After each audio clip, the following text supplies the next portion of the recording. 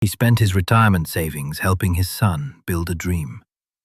But 3 years later, he was standing outside the business he helped create, feeling like he didn't belong there anymore. This is the story of a father who learned that losing a company wasn't the hardest part. Losing his place in his son's life was. I spent my retirement savings helping my son build his dream.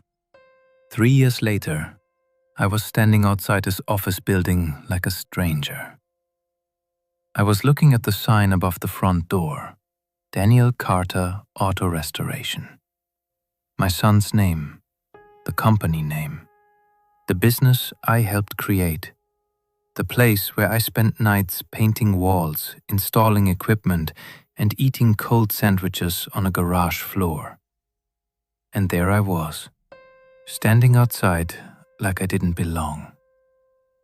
A few minutes earlier, I'd watched my son walk right past me.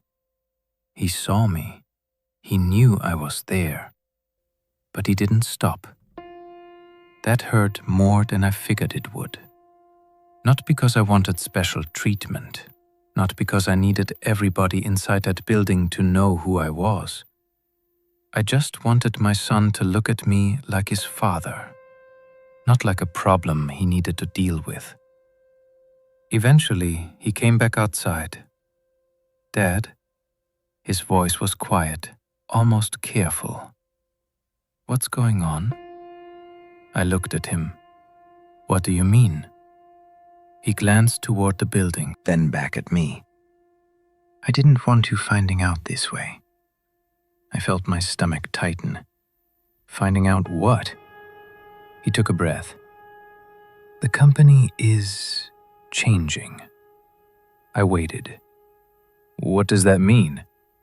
He looked down for a second, then said, "Dad, this isn't personal." A pause. "It's business."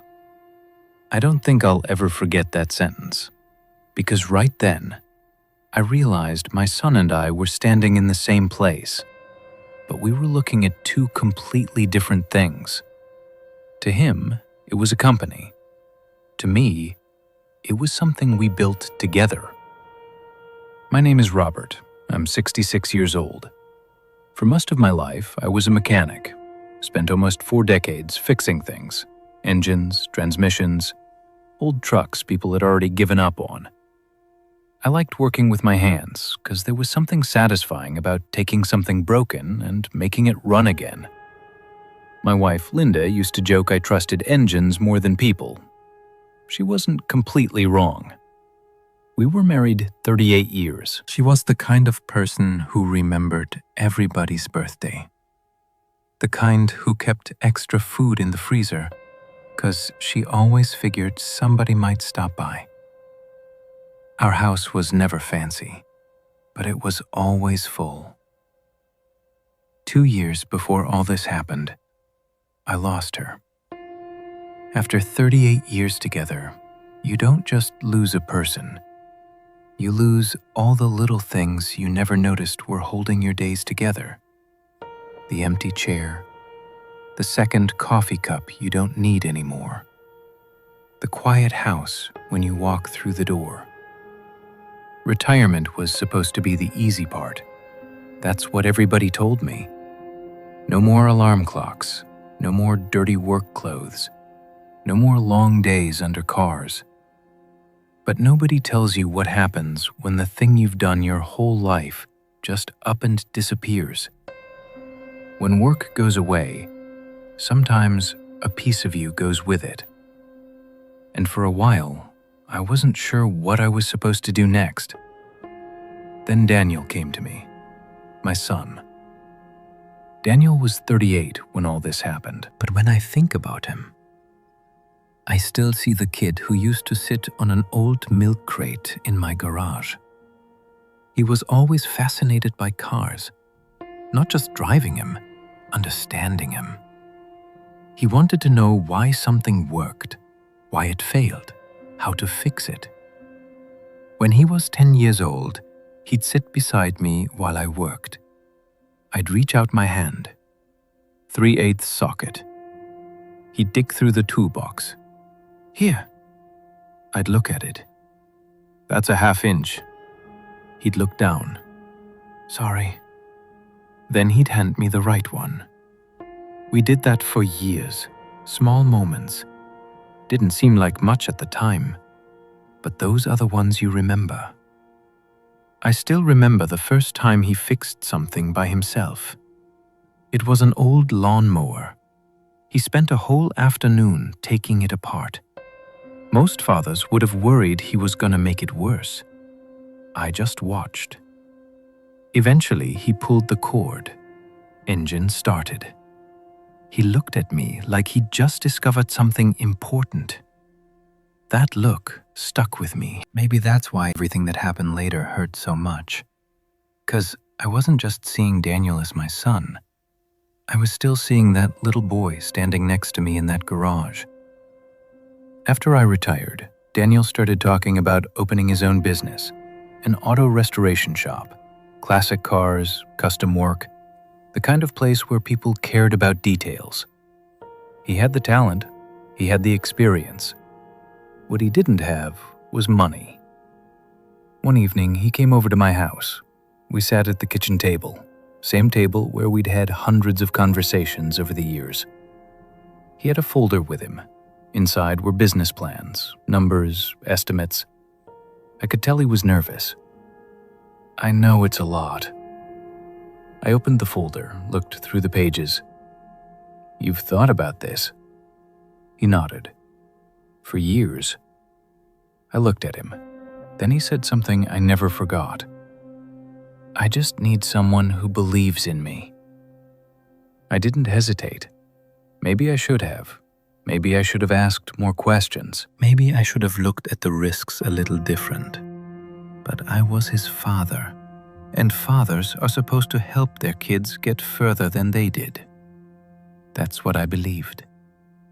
I had retirement savings, not millions, not enough that I never had to think about money again, but enough to make a difference.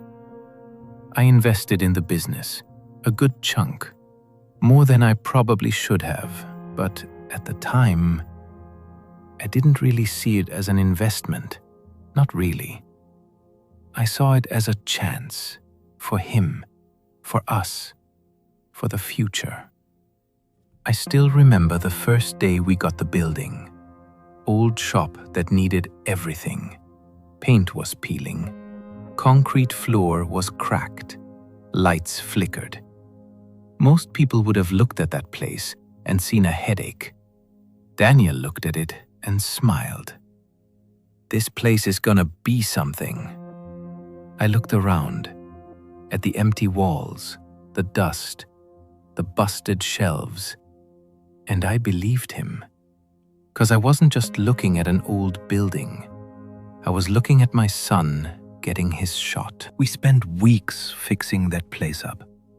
I painted walls, installed shelves, helped haul in equipment. We worked till late at night. Sometimes we'd sit on upside-down buckets, eating sandwiches 'cause neither one of us had the energy to leave. And honestly, those were some of the best days I'd had since losing Linda. 'Cause for the first time in a long while, I felt needed. Not 'cause somebody needed money, not 'cause somebody needed a repair, because my son needed me. And I didn't realize it then, but I wasn't just investing my savings. I was investing a piece of myself. For the first year, everything felt just about the way I pictured it. Business started small. 1 car in the shop, then 2. Then before long, there were customers waiting weeks because word had gotten around town. People started talking about Daniel's work. That young guy over on Miller Street can bring anything back to life. I loved hearing that. Every time somebody complimented him, I felt proud. I'd tell people, that's my boy. Not, that's our company. Not, I helped build that. Just, that's my boy. 'cause that was the part that mattered. The first few years were exciting. Daniel was busy, really busy, and I understood. A growing business takes everything you've got. I remembered those years myself, the long hours, the stress, the feeling that every decision mattered. So when Daniel started missing phone calls, I understood. When he couldn't make Sunday dinner, I understood. When he cancelled plans because a customer needed a car finished, I understood. At least, that's what I told myself. The changes didn't happen overnight. That's what made them hard to notice. Wasn't one big argument, no moment where somebody slammed the door, no sentence where everything suddenly flipped. It was little things. One small distance, then another, till one day you look around and realize something feels different. First thing I noticed was Daniel stopped asking what I thought. In the beginning, every decision came through me. What do you think about this equipment? Should we hire this guy? Would you do it this way? And I loved that. Not because I needed control, because I felt like we were still building something together. Then one afternoon, I walked into the shop and saw a big machine sitting near the back wall. I stopped, didn't recognize it. When did we get this? Daniel looked up from his desk. Last week. I looked at the machine. Last week? Yeah. I nodded. That's a pretty big purchase. He smiled. I know. I waited. Usually that's when he'd explain why he picked it, what it'd improve, how much time it'd save. But he just turned back to his computer. We needed it. That was it. Small moment. Something most people wouldn't even notice. But I did.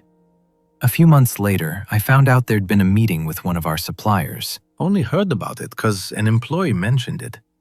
I asked Daniel about it. When was that meeting? He looked confused. What meeting? The supplier meeting. Oh, he went back to what he was doing. Last week. I paused. Why didn't you tell me about it? He looked at me. Dad, it was just a business meeting. I smiled. A small one. Okay. But inside, something moved. 'Cause for years, I hadn't just been some other guy hanging around the business. I was the one who helped make it possible. At least, that's how I saw it. The company kept growing, and I really was proud. Daniel hired more people. The shop expanded. He moved into a bigger office, started wearing cleaner clothes instead of the grease-covered shirts he'd worn when we started. He wasn't the kid standing next to me holding a wrench anymore. He was a businessman, and I wanted that. I wanted him to make it. But somewhere along the way, I got to be less important to the business I helped create. Employees started going straight to Daniel. Customers called him. Decisions went through him. And when new people came into the shop, he'd introduce me. This is my dad. At first, didn't think much of it. 'Cause I was his dad. That should have been enough. But after hearing it over and over, I started asking myself why it bothered me. One afternoon, I was walking through the shop when I heard two employees talking. Didn't see me. Daniel has really turned this place around. Yeah, he's built something impressive. I smiled. They were right. Weren't saying anything wrong. Then one of them said, his dad helped him get started, right? Other guy shrugged. Yeah, I think so. I kept walking. Don't know why that sentence stuck with me. They weren't disrespectful, weren't downplaying what I did, but hearing it talked about like something in the past, something finished, felt strange. Like I'd become part of the company's history, instead of its present. I started having these little conversations with myself. Maybe I was just having a hard time letting go. Maybe this was normal. A father helps his son, then the son takes over. That's how it's supposed to go. I knew that. But knowing something and accepting it are two different animals. One evening, Daniel and I were standing outside the shop. Sun was going down. Employees had already left. Parking lot was about empty. I mentioned a few ideas I had. Nothing major, just some things I figured could help. Daniel listened. Then he sighed. Not angry, just tired. Dad? What? He looked back at the building. You gotta understand something. What? This is a different stage now. I waited. Meaning? He took a second. Meaning we're not a small garage anymore. I didn't answer. He kept going. This is how modern businesses work. I nodded slowly. Right. And he wasn't wrong. That was the hardest part. He wasn't wrong. The business had changed. The world had changed. Daniel had changed. And maybe I was the only one still standing in the same spot. Driving home that night, I kept turning that conversation over. Not 'cause his words hurt, 'cause they made sense. The question wasn't whether Daniel was right. The question was, where'd that leave me? I kept telling myself, he's just growing. He's becoming his own man. This is what I wanted for him. And all of that was true. But there was another truth I didn't want to admit. I wasn't scared of losing the business. I was scared of losing my place in my son's life. I just didn't know how to say that. Not to him. Not even to myself. The day everything changed started like any other day. I drove to the shop around 10 in the morning, still stopped by a few times a week. Not 'cause I had a job there anymore, not 'cause I was checking up on Daniel. I just liked being there. That building still felt tied to my life. I'd painted those walls, installed those shelves, stood next to my son when there was nothing but an empty building and an idea. I parked my truck outside, walked through the front door, and right off knew something was wrong. It was just a feeling. You know when something's different before you even know why? Shop was busy, employees working, phones ringing. Everything looked normal, but something felt off. I walked toward my old office. Door was open. Usually it was closed. I stepped inside and stopped. Room wasn't empty, but it wasn't mine anymore. Desk was gone. The picture of Daniel and me from our first week open was gone. The little toolbox I kept under the desk was gone. Even the coffee mug Linda bought me years back wasn't there. On the floor by the door was a cardboard box. My things were inside. My photographs, my notebooks, some paperwork, my old tools. I just stood there, didn't touch a thing. Part of me was waiting for somebody to walk in and say, "Dad, sorry, there was a misunderstanding." I wanted an explanation, a simple mistake. Anything except what it looked like. Then I heard footsteps behind me. Daniel. He stopped when he saw me. For a few seconds, neither one of us said anything. Then I pointed at the box. "What's going on?" He looked down, then looked away. "Dad, what is this?" He took a breath. "We're making some changes." I looked around the room. What kind of changes? He stepped inside and shut the door. "Some investors are interested in the company." I waited. "And?" "They want a different structure." I looked at him. "Different structure?" He nodded. "They want younger leadership." That sentence hit harder than I expected. Not because I didn't get it. I knew I was 66, knew I wasn't going to be running a business forever. That was never the plan. But hearing it from my own son, that was different. "So where's that leave me?"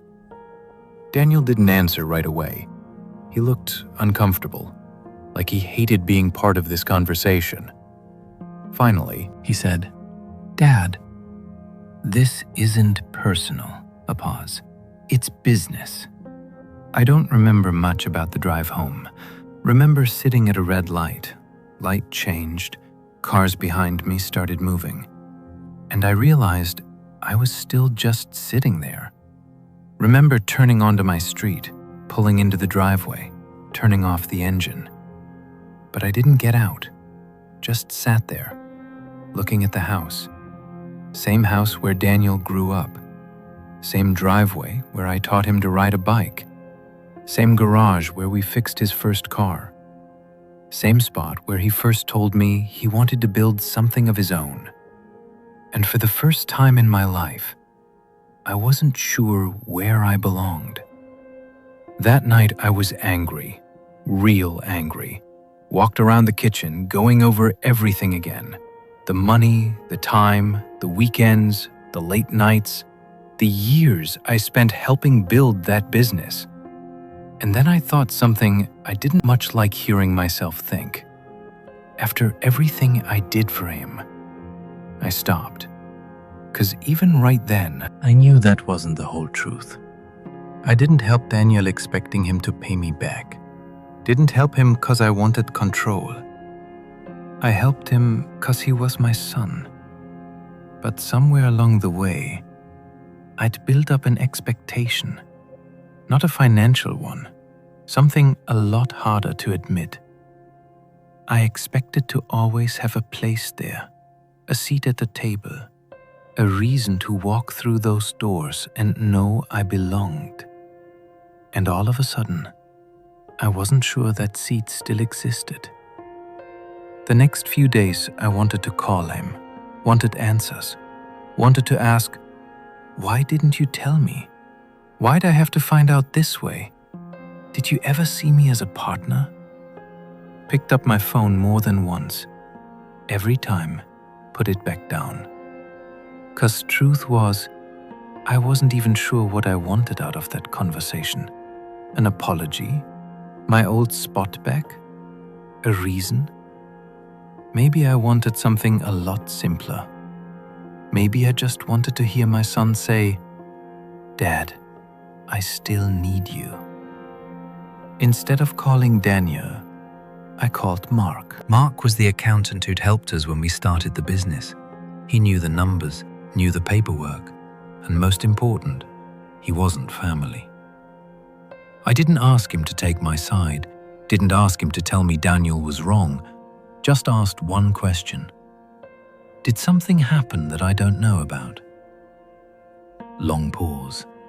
Then Mark said, "Robert, I think you need to look at the numbers."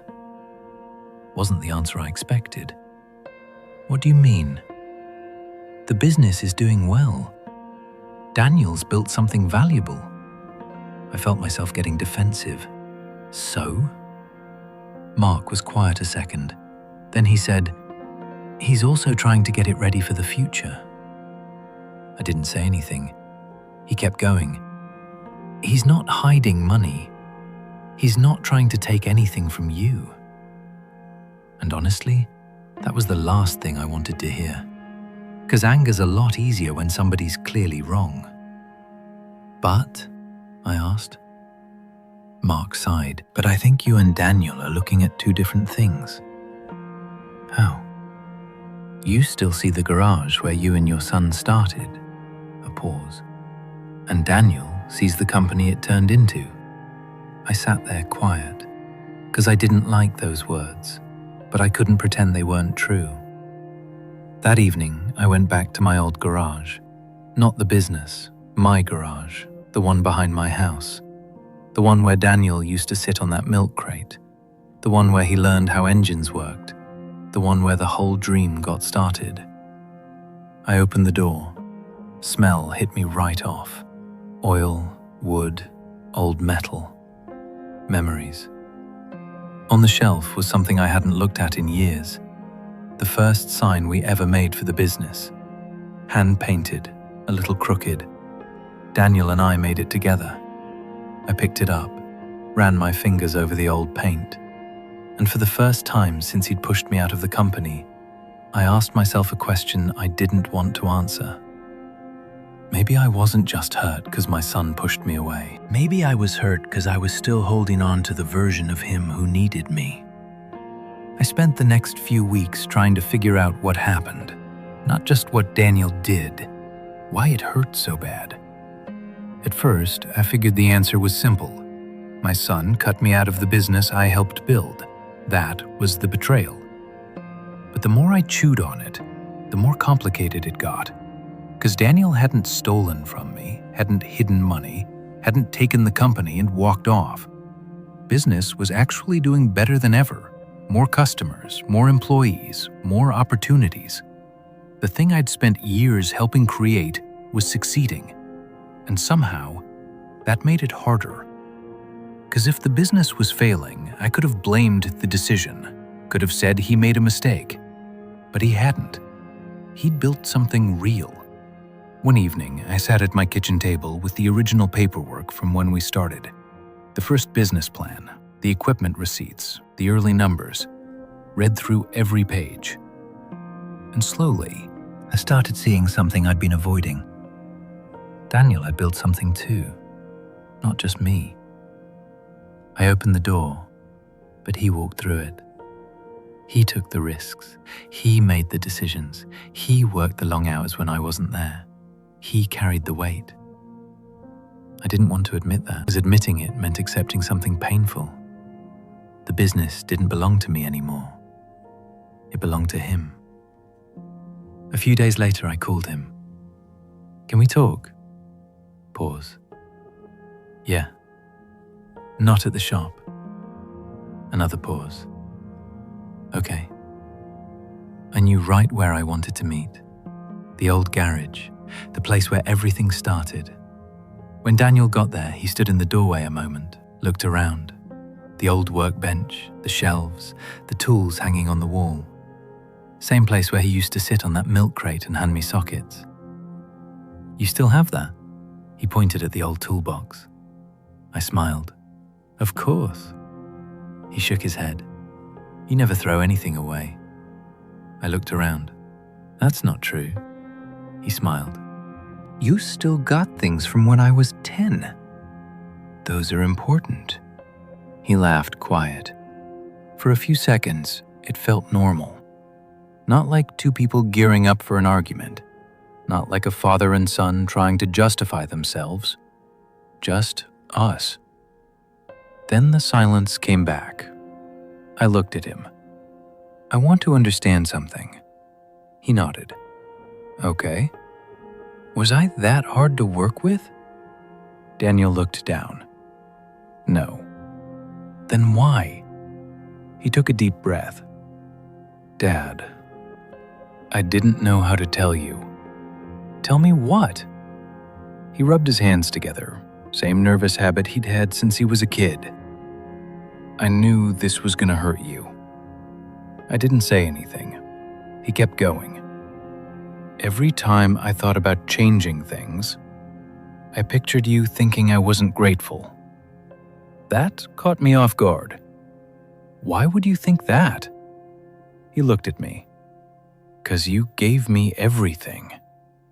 I shook my head. No. Daniel, I gave you a chance. He looked around the garage. That's what I'm saying. You gave me the chance nobody else would. For the first time, I saw something I hadn't seen before. Daniel wasn't trying to push me away. He was trying to become his own man without feeling like he was betraying me. And maybe I'd made that harder than I realized. I thought I was helping my son, and I was. But maybe I'd also loaded him up with something extra. A feeling that every decision had to prove something, that every success had to remind me he was right to trust himself, that every change had to get approved by the guy who helped him start. I looked at him. I don't think losing the company hurt the most. Daniel stayed quiet. I kept going. I think what hurt was feeling like I lost my place in your life. He looked away. For a second, he didn't look like a businessman. He looked like that little boy sitting beside me in this garage. I never wanted you to feel that way. I know. I should have talked to you. Yeah. He nodded. I should have. Wasn't some perfect movie ending. No big apology that wiped everything clean. No handshake where 30 years of feelings just disappeared. Life don't work that way. But something important happened. We stopped trying to prove who was right. And we started listening. After that conversation, I didn't go back to the company. Not the way I used to. Didn't need an office. Didn't need my name on a wall. Didn't need employees knowing what I'd done. 'Cause I finally understood something. For years, I'd been reminding Daniel where he came from. Forgot that part of being a father is letting your kids see where they can go, too. I started spending more time in my own garage. Not the business one. Mine. Pulled the cover off an old truck I'd bought years back. A '72 Chevy pickup. Sitting there close to 10 years. Engine needed work. Paint was faded. Inside was a mess. Perfect. I started restoring it piece by piece. Slow. No deadlines, no customers waiting, no business meetings, no spreadsheets, just me.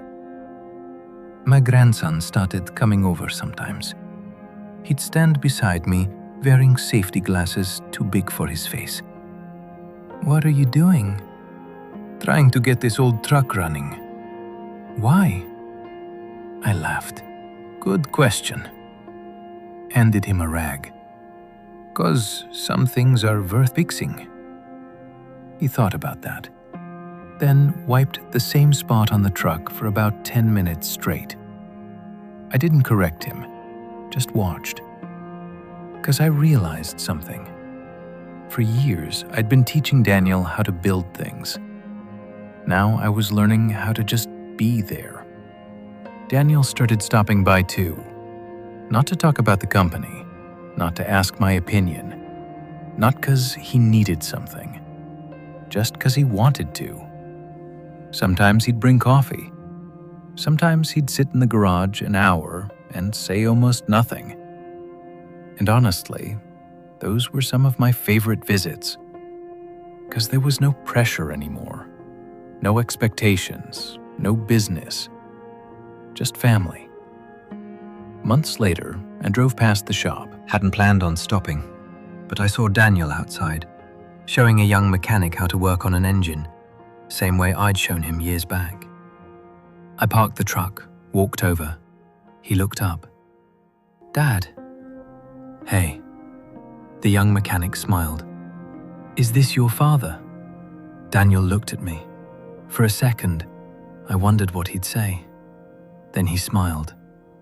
"Yeah. This is my dad." Simple words, nothing fancy, but this time, they were enough. For a long time, I figured my son took something away from me.